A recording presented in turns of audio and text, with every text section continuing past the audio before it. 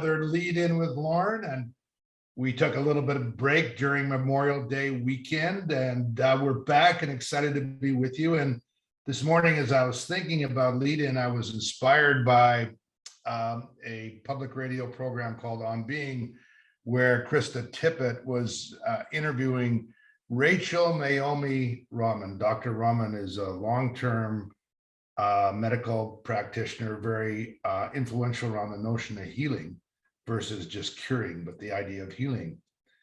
And it's worth a whole listen to. The learning, though, that was just struck me as worth just really concentrating on is this idea of healing involves being present and accepting loss. And her experience comes from patients that are struggling through cancer and other very difficult, challenging diseases. And her observation has been that a couple of things, but the power of being present and being aware and accepting that we're losing something, but also it's the end of something and the beginning of something else.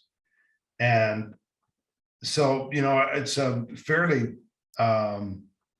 subtle and yet powerful kind of notion. And she talks about that around having that available in everything in our lives. And also how that's coupled with deep listening to ourselves, being present, listening to others, and the power of that. Deep conscientious listening, and how she tries to teach medical students to be just incredible listeners and to help people really be present for themselves through listening, through their loss that they're going through, and how that helps them move forward in the context of healing.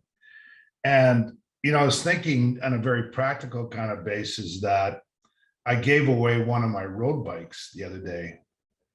And that's a loss for me, like a trivial loss in one sense, right? I love getting on my road bike, and those of you I've ridden with a number of you, but for whatever reasons, I've given up on long road rides, and I'm transitioning. It's a loss, but it's also the beginning of this next phase of what I'm doing, which is doing some other things on my Peloton and my Vitruvian. And so, but it's a loss, that whole experience around getting ready for a Grand Fondo and all those things that made up a good 25 years of my life, those long rides.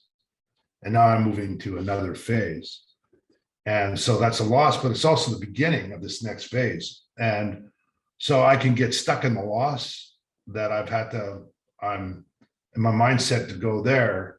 And if I get just dug into that loss, then that doesn't get me present for how I might get ready to move into this next phase to fully accept whatever that next phase is. And so what's the relevance to leadership?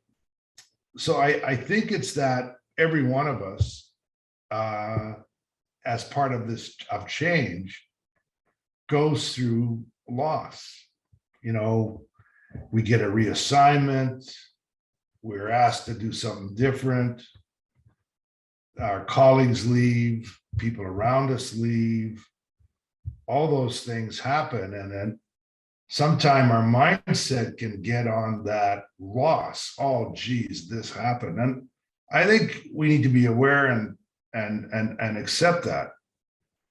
What I think, though, that this learning out of healers is that to be present and to accept that loss is the transition to the new beginning, whatever that may be. And I don't want to trivialize the grief and loss and hurt and pain and all those things that can happen when something goes away, or we lose something, or we lose part of ourselves, or we're not well, and we can't do things the same way. But also there is a lot of good research and data about the power of healing being related to being present and aware and accepting and being reaching out to the new beginning, to the new start, to whatever that next phase may be. And which doesn't mean that, we don't have to take medication, or in heaven forbid chemotherapy or any other things to move us into the next phase. But it's this idea of moving forward as a new beginning is part of the healing. And, it's worth a listen to her more completely around how she does that. Related to that, though, is the power of deep listening to ourselves, being present, listening to, and the people that help us most in our life. The data shows are the best listeners. They're not necessarily the wisest advice givers, or they don't have all the answers. Boy, are they good at listening and help us on our journey of this new beginning. So just something to have you think about. I don't want to make it obtuse.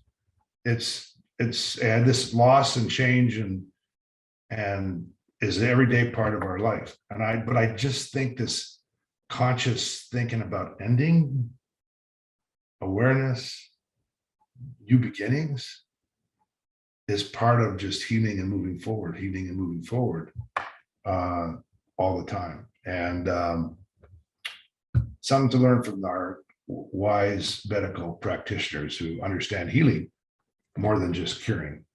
They're different.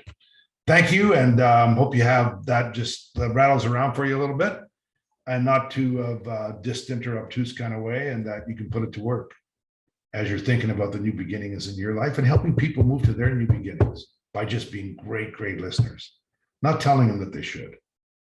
No shoulds, just great listening. Help them picture the new beginning they're moving to. And that helps us to heal and to move forward. Thanks. Hope you can think about that. Put it to work a little bit for yourself. Join us on our socials. Join us at belongified.com and all the other stuff we ask you to do. Thank you for being part of our moving forward process. Bye for now.